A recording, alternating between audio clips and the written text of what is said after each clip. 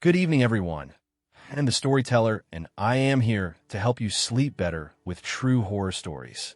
Before we begin, make sure to subscribe to the channel and like my video. I would love to know where you are from and what time you're watching this video. So please leave a comment to let me know, and I will draw from that experience to tell even better stories. When you are ready, feel free to relax. We both grew up on farms, so this is really all we know how to do. 5 years ago, we met at a produce show in Iowa and clicked right away, probably because of all the things we had in common. 3 years ago, we got married, and after saving money and working hard, we were able to fulfill one of our greatest dreams, purchasing our own farm. However, not long after we moved into our new house, we had a really harrowing experience after looking for. After searching for a long time for a property that would meet our needs and our budget, we eventually found this property in North Texas that seemed ideal because we both specialize in growing corn, and this region is ideal for that. In addition to having a good extension of land and being reasonably priced, we didn't give it much thought, and soon after we finished the necessary legal paperwork and made the necessary payments, we were prepared to pack up our belongings and move to our new home, as you might imagine living in A. Among other things, a farming area means a lot of space and few people. Our closest neighbors were a childless Mexican couple who, like us, had recently moved into their farm about half a mile away in the opposite direction. They were corn farmers named Mauricio and Anna. And since there isn't much else to do in the area, it's very easy to make friends with your neighbors, especially when they are as kind as they are. Amanda and Anna clicked right away, and Mauricio was a wonderful man, so we became close. We also shared the fact that we were among the few young people living in the area because the majority of the farmers were elderly. Their children had grown up, and many of them had moved to the city. This is understandable given that there was little entertainment for young people in this isolated area. So we frequently invited Mauricio and Anna over to the house on the weekends to have a few drinks and enjoy ourselves. It was just one of those nights when everything happened. It was just another typical night. We welcomed our neighbors to our house on Saturday, just like many people do, and that evening was all about wine and board games. We had a great time, but we also had a lot of alcohol that day, so Anna and Em left at approximately 1 a.m., and quite inebriated as we were. Fortunately, the drive to their house was a straight 5 minutes. After our guests left, Amanda and I continued to drink wine and dance to the beat of a record of corridos that Mauricio had left. But we were already beginning to feel exhausted as we. When there was a knock on the door at almost 2 in the morning, it was more than unusual. In fact, it had never happened before, but in addition to the knocking, a male voice could be heard saying something that was difficult to hear over the music. So I turned down the volume, and we waited for the knock to return about 20 seconds later. We were clearly feeling the effects of the alcohol. So we lay down on the couch and were laughing and talking about the night when there were a few knocks. I was about to get up and open the door when Amanda shook my arm. I looked at her, and she grimaced, shook her head, and whispered to me not to do it. I told her that I was just going to ask who it was, but she said that I shouldn't let them know we were home because they probably already knew. I went to the door anyway, and I asked who it was. The voice on the other side of the door said, "Oh, thank God. Could you please open the door? We are lost." This made me suspicious because I was lost at 2 in the morning. That was strange. I asked him who they were, and he said it was my wife and me. I then asked him if his wife had anything to say, but there was a pause for a few seconds. I then asked him if his wife was mute, and he replied that she wasn't with him at the time. The warning signs in my mind then started to grow louder, and I realized that the voice sounded a little odd, like a man trying to distort his voice. I laughed because I assumed it was Mauricio making fun of me while I was intoxicated. The voice on the other side said, "Wow, you got me, buddy. Now open up, please." But it sounded deeper and deeper, as if it was someone else's voice, and that was definitely not Mauricio's voice. At that moment, my smile completely froze, so I didn't answer. Instead, I went back to the couch, found my phone, and dialed Mauricio. After a few rings, my friend answered, and I asked him if it was really him who was at my door asking me to open it. He said in a drowsy voice that it was definitely not him, and that he was at home lying in bed with Anna. After hearing his response, I and he were both silent until he said, "I'm on my way out," and brought my rifle. And then he hung up.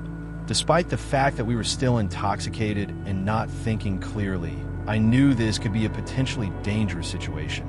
And at that very moment, there was another knock on my door, so I went over and shouted, "I have a shotgun waiting for you." I told Amanda, who had been waiting the entire time, to go up to the room and get my rifle.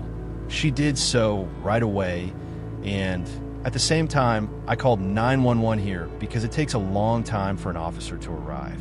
As soon as Amanda placed the rifle in my hands, we heard footsteps walking around the wooden platform that I had been warning them to leave. "If you don't leave out of here right now," the voice on the other end said. They were just trying to use a phone. Encircles our house, and they stopped at one of our windows. I heard them break the glass, and Amanda, who was still speaking to 911, screamed in fear. Without hesitation, I pointed my rifle at the window and fired at them. After the shot, I heard them curse, and they fired back twice. I knew they were armed because at that moment, Amanda began to scream in panic, and I yelled at her to get down on the floor. As I was preparing to shoot again, I knew they were armed. This time, I instantly recognized the voice. It was Mauricio, and heard the intruders hurl a few curses before running through the patio for an escape. These guys were armed and wanted to enter my house and try to harm Amanda and me. So I was prepared to defend them both and my property with my life if necessary. However, I heard a couple of shotgun blasts in the distance, followed by a warning to leave immediately or else we'll fill them full of holes. I considered following them right away, but they were armed as well, and I was still a little lightheaded from the amount of alcohol I had consumed, so I put Mauricio too. A moment later, I heard Mauricio knock on the front door, pleading with me to open it and frantically asking if we were okay. I hurried to the door and opened it for my friend, who was with one of his employees, both of whom had shotguns in their hands. When I noticed my Mauricio standing at the door, I had to go over and give him a. Mauricio stayed with us until a policeman arrived at the house. He quickly inspected the property with us, but found nothing, so he took our statement and left. But not before suggesting that we install cameras at the front and back of the property, something we had surprisingly never considered before that incident. I still shudder to think that all that kept those on our front porch that night. Big hug, I am very grateful to him, and still am, because without his intervention, I do not know what could have happened that day. An incident like this has never happened again, despite the fact that we have taken steps to strengthen our security at the house and installed security cameras around it, as advised by the police. 14 years ago, when I was 17, my grandfather, who owned a farm in Arkansas, passed away of natural causes. Since my father was the only child, he inherited the property, and we had always lived in the city, but we used to visit. The entryway was a simple wooden door. Grandpa frequently lived alone on the farm since my grandmother died a few years ago. The farm has been in the family for over 4 generations, so it holds special sentimental value for all of us, but especially for my dad. For this reason, he never considered selling it or leaving it in unfamiliar hands. One evening, weeks after my grandfather's funeral, my father gathered my mother, sister, and I in the living room and suggested that we move in together. I accepted the idea right away because I loved that place and I always had a great time there, possibly because I wear jeans, but my mother and sister were not at all convinced that. Despite the fact that my grandfather's farm was large and equipped with all the comforts, it was too far from the city, and neither of them was a big fan of the countryside. Nevertheless, they agreed because this was very important to my dad, and we wanted to support him because we knew that it would help him deal with the grief of my grandfather's death. We moved to the farm a few months later, which was a big change in our lives, but we thought it would be worthwhile. Little did I know that I was going to have the most terrifying experience of my life. A few months after the move, my parents had to go to the city to settle some legal issues, and my sister, who had never gotten used to living there, saw the ideal opportunity to leave for a few days. She told my parents she wanted to go with them, but my father initially told her she should stay with me to keep. The truth is that I've never had a problem with being left alone. In fact, it's my ideal opportunity to do whatever I want at home. play video games all day, and go to bed whenever I want.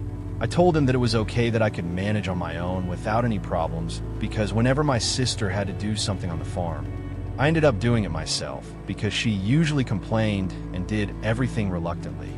Of course, I didn't tell him this.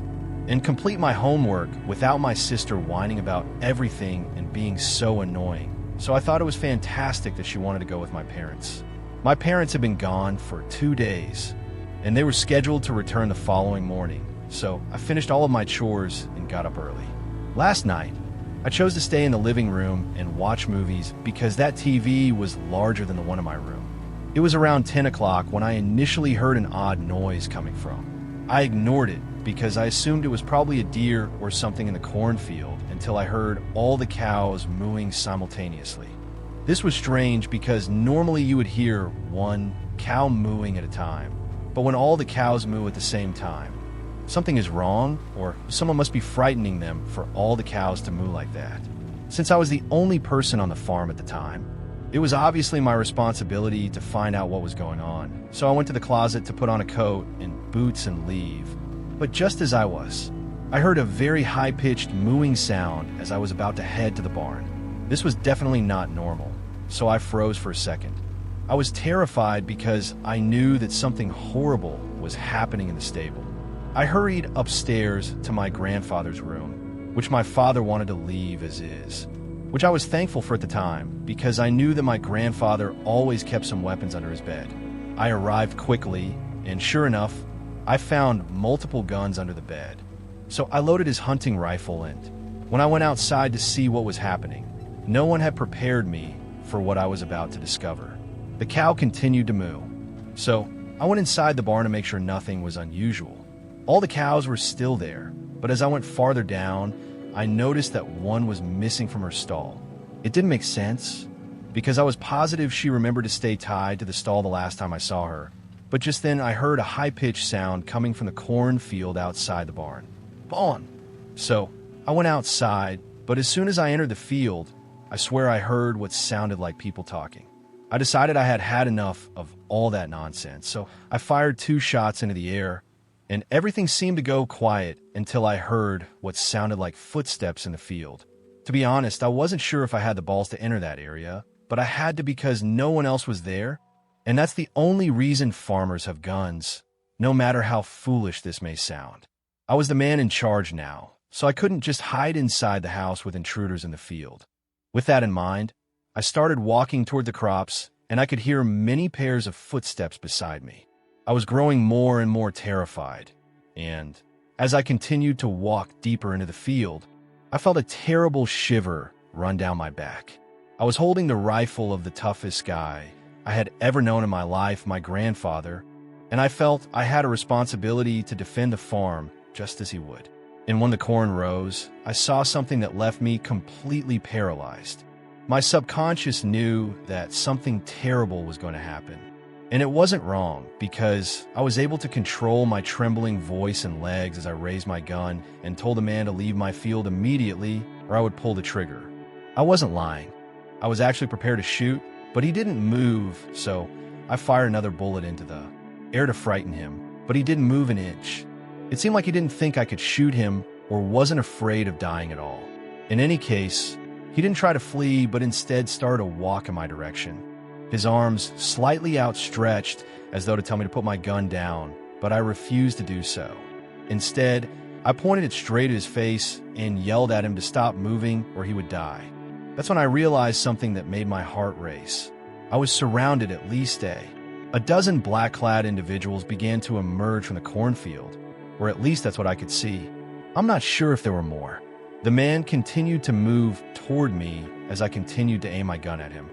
And as I got close enough, I noticed that he and the others were wearing eerie masks similar to those worn during the Black Plague in the Middle Ages. My hand began to shake, and I was terrified. I had no idea who those individuals were or what they were doing in my. What do they want cornfield? The man stopped coming at me when I stepped back, and then there was silence for a while. I can't even begin to describe the fear I felt there. I thought I was going to die, and I thought those awful masks would be the last thing I saw before I was taken to the afterlife. Then, The most bizarre thing I could have ever imagined occurred. They all began singing a strange song that I couldn't understand in any other language, very similar to the priest's church chants.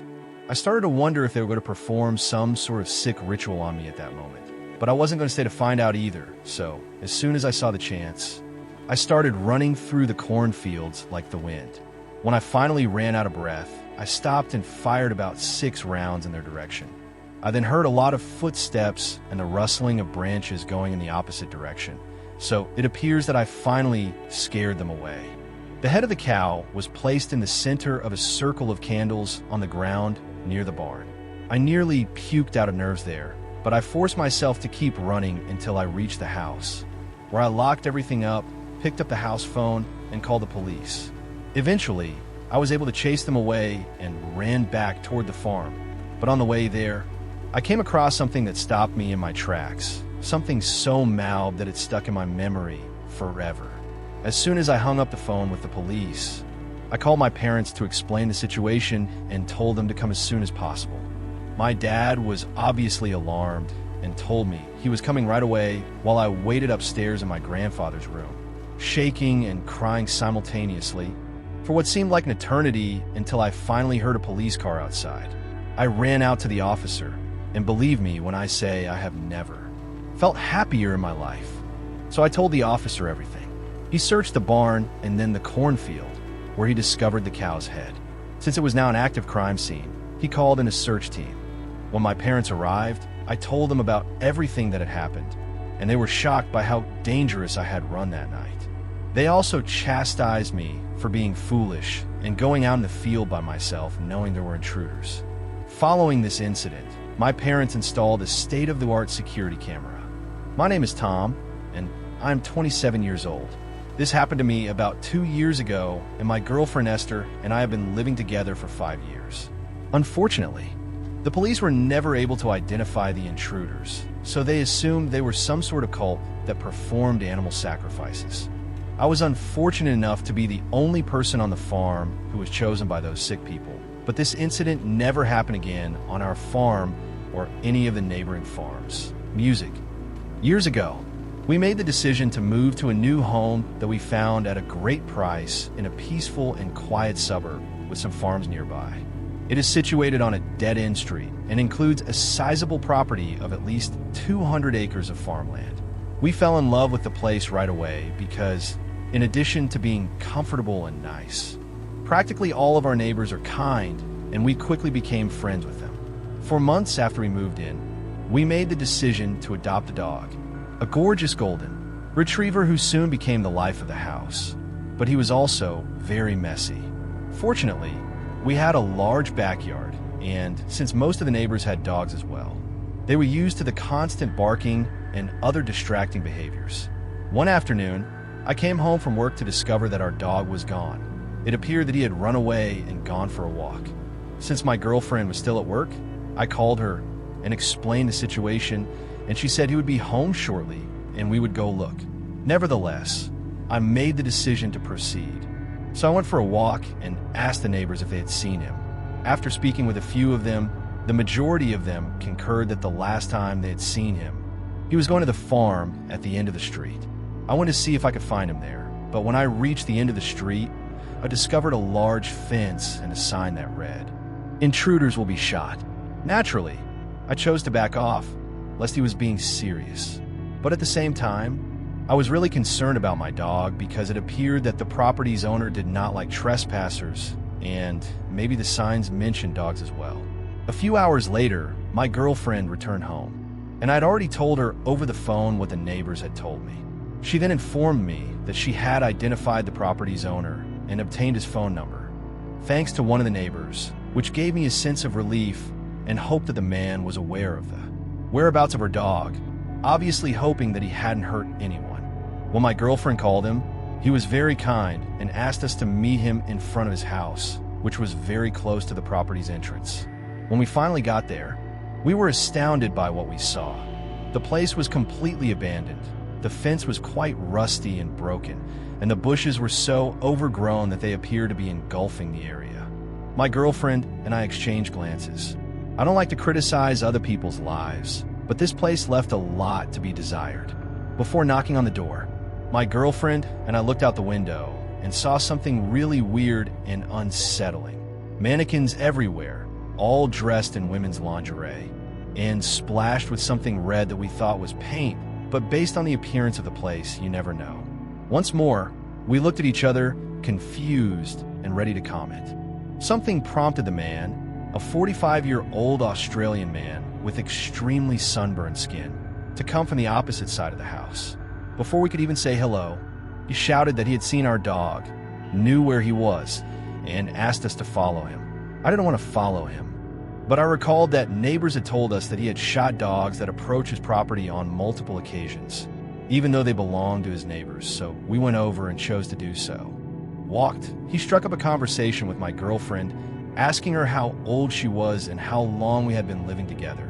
Every question he asked was aimed at her, which made me uneasy because he seemed to be talking to her as if I wasn't there. I try not to make a big deal out of it to avoid coming across as possessive. But as soon as the conversation became more personal, I was about to tell her a few things when our dog showed up. So we simply grabbed him, thanked him, and left as quickly as possible. I got up at 2:30 in the morning, as usual, to get ready to go to work after taking a shower and eating a sandwich for breakfast. I got into my car and took it out of my garage, and then I noticed a white car stopped on the road outside our house. This wouldn't be an issue for me, except that in the 4 months I had been living in the area, I knew that no one was awake. However, a few days later, an incident happened that really worried me. I had never seen that car in the area before, so I put it in reverse and parked in front of the stranger. I then turned on the lights to see who was inside, and to my surprise, the farmer was there. However, he quickly drove away as soon as he saw me.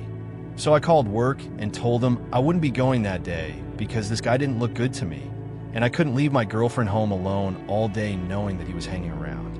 I left my car outside after speaking with my boss, and I remained up the rest of the night to make sure he didn't return, but this wouldn't be the last time the man did this. Twice more that week, the same thing happened, and he always left as soon as I got in and turned on the lights. A few days passed, and the situation didn't happen again, so I assumed the man had given up. But on Monday morning, when I got up to go to work as I always do, I was greeted with I got in my car, turned off the lights, and drove off as usual when I saw the white car again.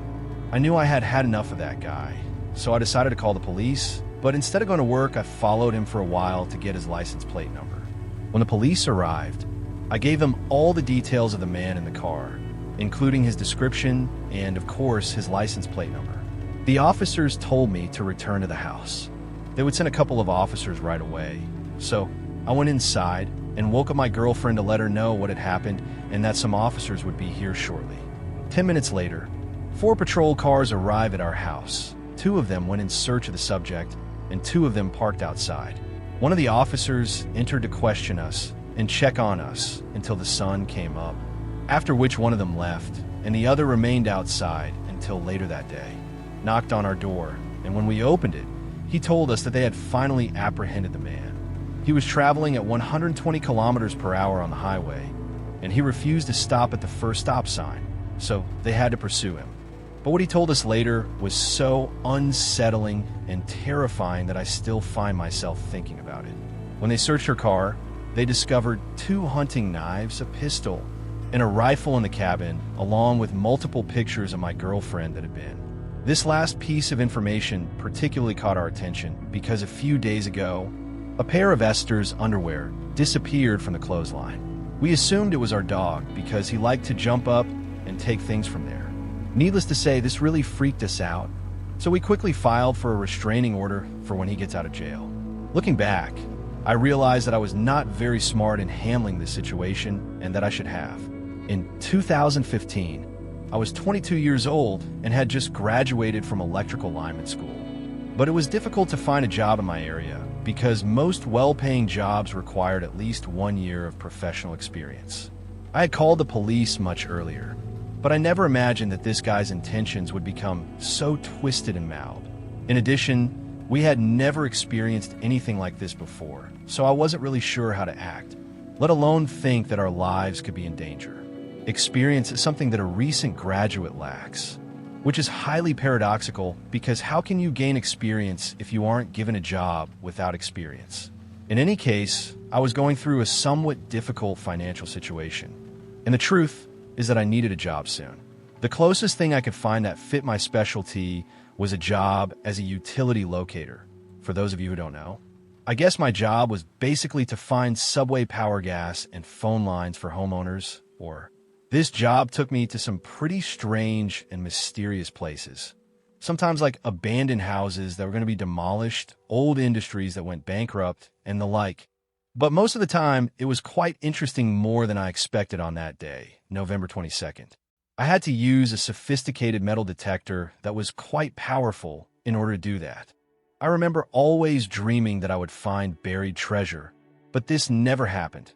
Instead, all I found was the scariest experience of my life. The owner wanted to meet with me to give me a general idea of where the location should start, so I called him on the day of the inspection. In 2015, I was contacted to locate the phone and electrical lines to an old house that was about to be demolished. He told me that the house had been vacant since 1982 and that he had bought it about 15 years prior, but he had never set foot on it.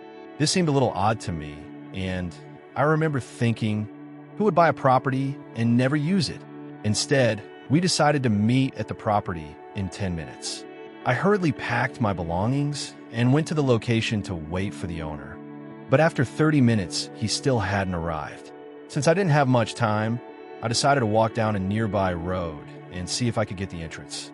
The house was in an old farmhouse, and the extension was about 1 kilometer long. It was surrounded by a fairly dense forest that made it difficult for me to see through it to the back of the house, which was really very. It was a little odd, as if the previous owner or the people who lived there had abandoned the property day after day because they did not fix or remove anything.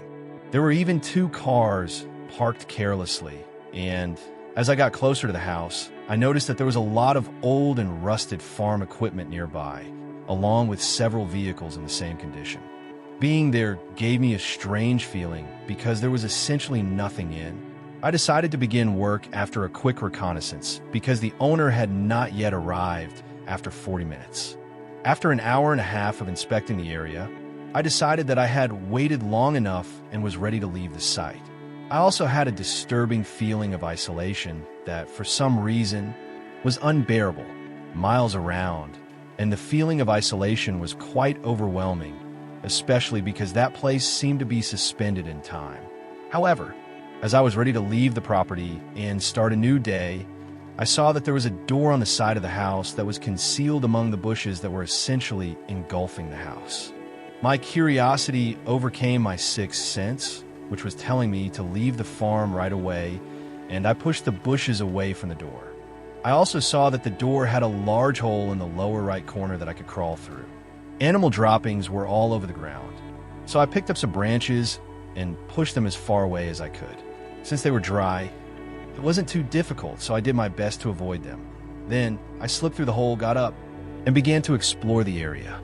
This was a terrible mistake because although the house was practically in a state of decay, nothing inside had been touched, save for a few broken dishes on the kitchen floor, and all of the silverware was in the drawer.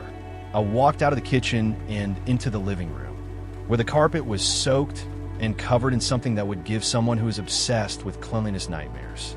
As I looked up, I noticed something on the sea table, an old photograph of a man wearing an old hat.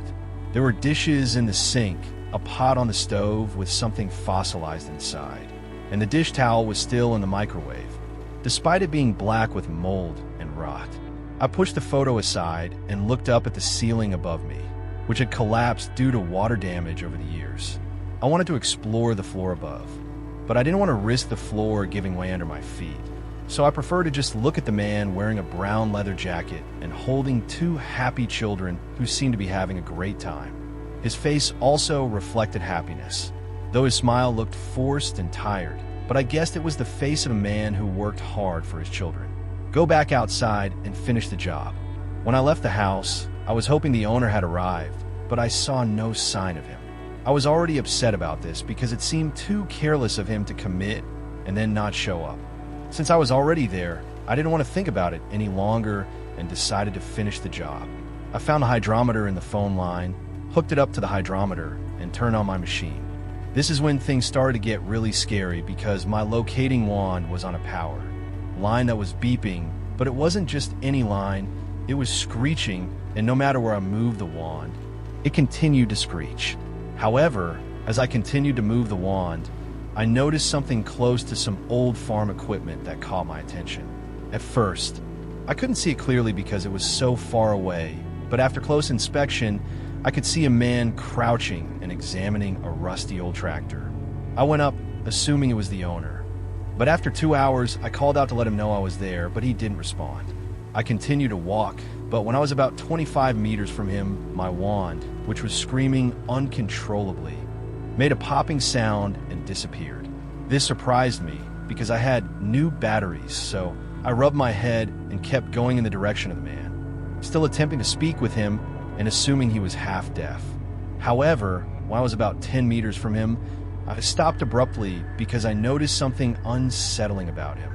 He was wearing a brown leather jacket and the same old hat I had seen in the coffee table photo. This confused me a little inside the house.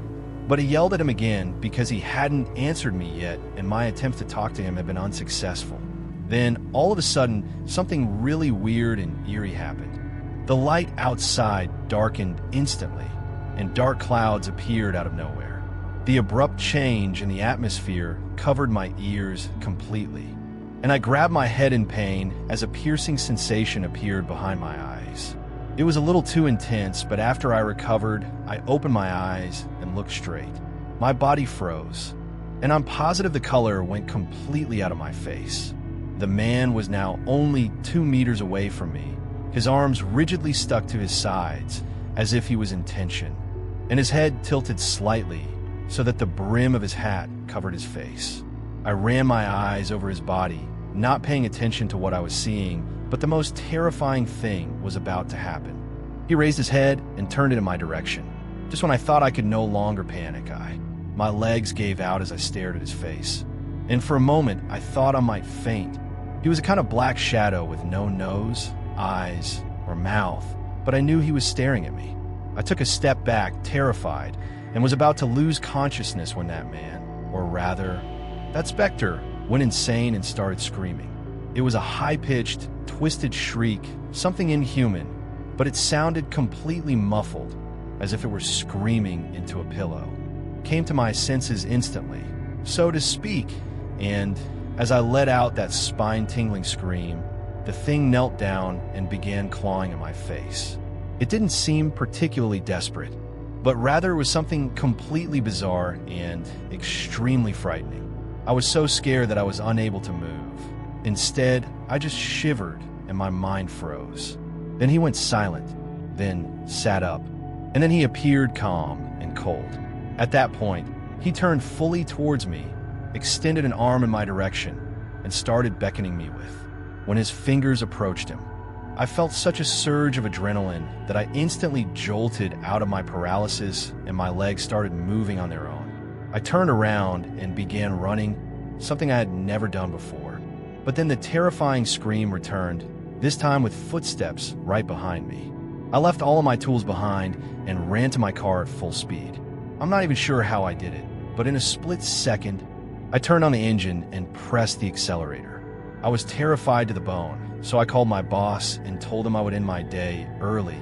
But I didn't tell him anything about what had happened in that horrible place.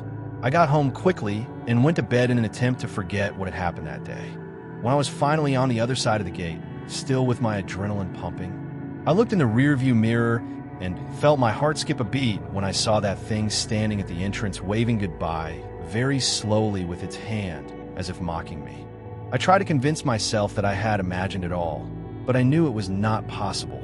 A few months later, on Christmas Day, when I was finally putting all of this behind me and focusing on holidays, I arrived at my parents' house to celebrate the holiday and open presents.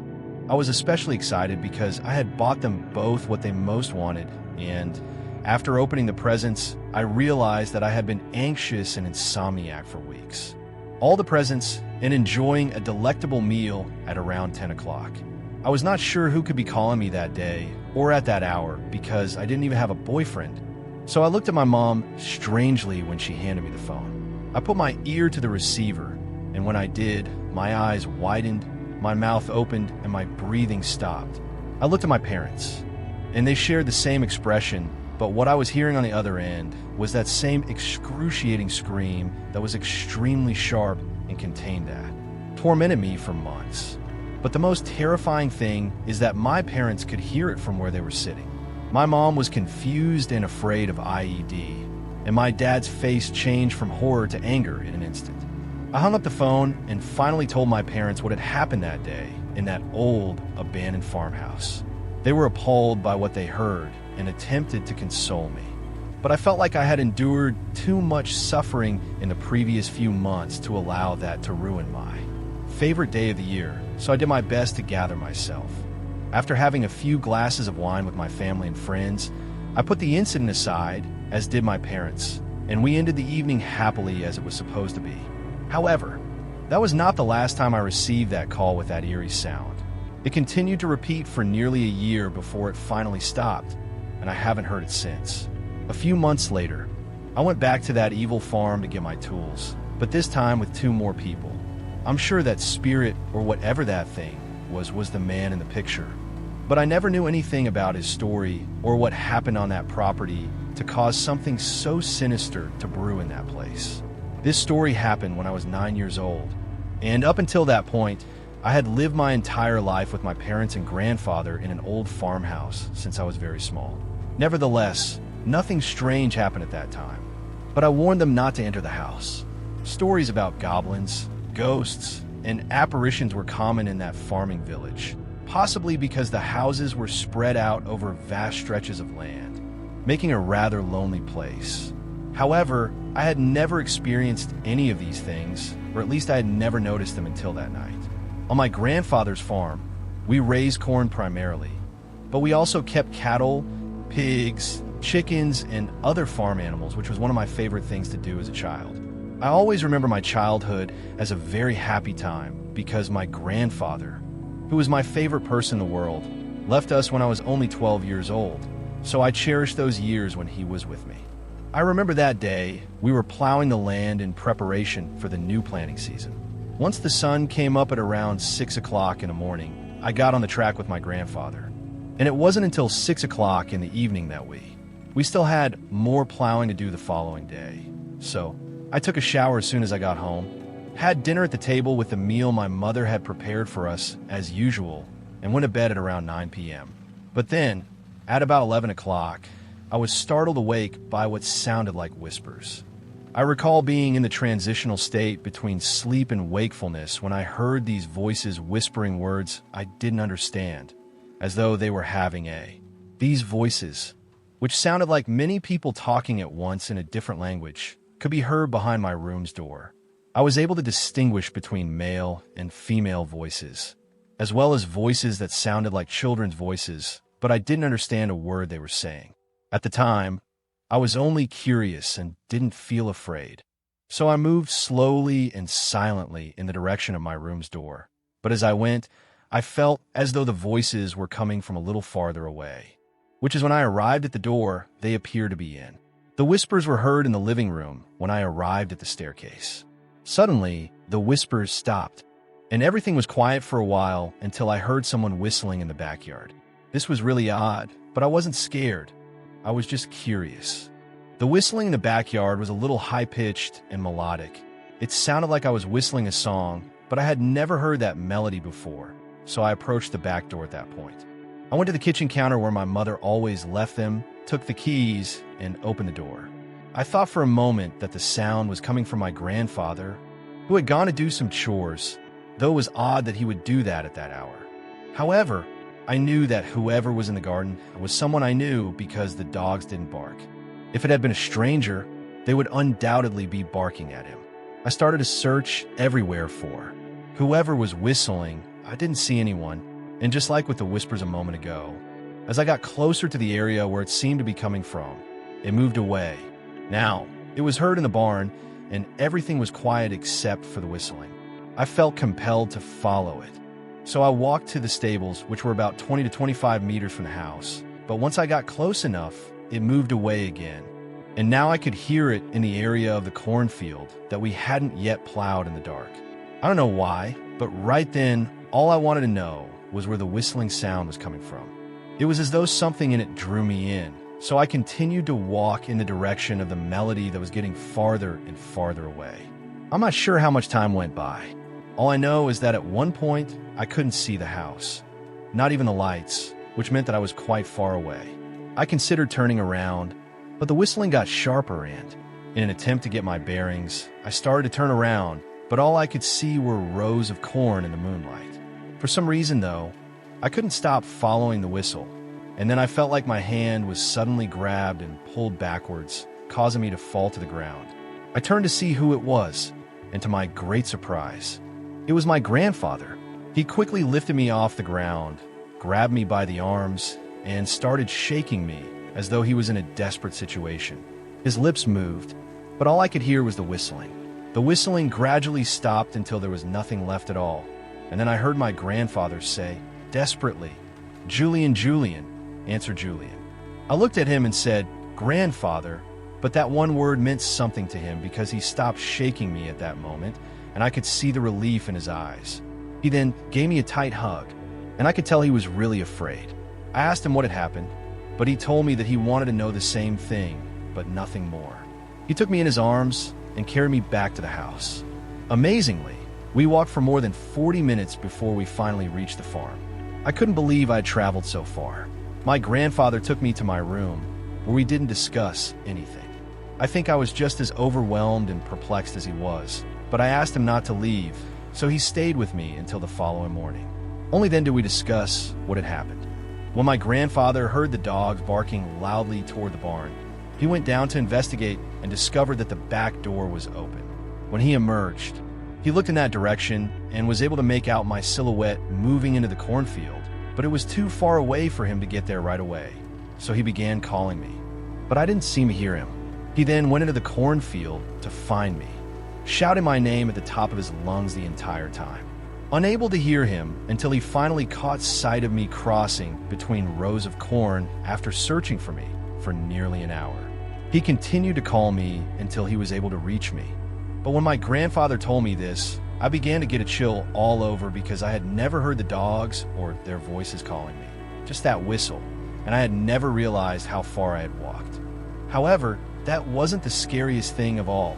At the time, my grandfather didn't want to tell me, but I soon discovered that the old farm well, which had been abandoned for years, was only 5 meters from where he found me. I was walking directly in its direction when he suddenly grabbed my hand and threw me back. Since that night, I have never experienced anything similar, heard those whispers again, or known what transpired that night. I hope your day is filled with health and joy. I invite you to subscribe to my channel to hear true horror stories. Hello, and see you again.